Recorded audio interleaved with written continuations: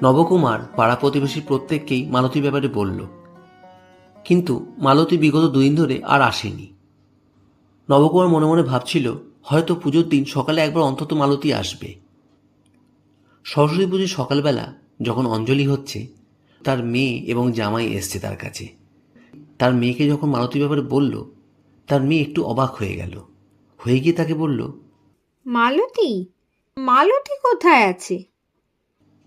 বড়ই ভালো মেয়ে রে মা, ও না হলে পারতাম না রে।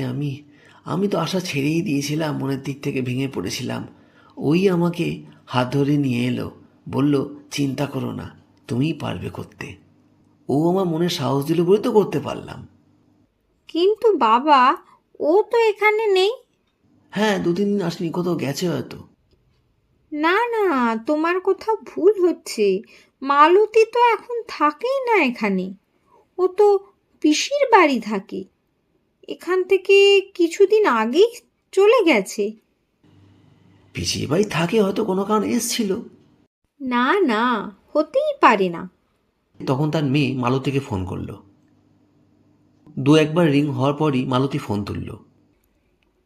এই তো দেখো, ও আমাকে বলল যে ও পিসির বাড়ি গত 4 মাস ধরে থাকে।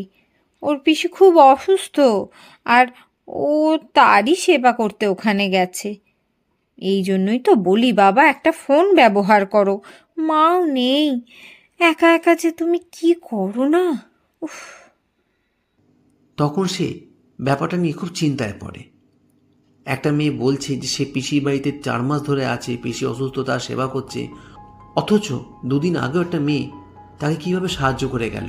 আর সে সাহায্য করলো বলেই আজ নবকুমার এত ঠাকুর তৈরি করতে পারলো।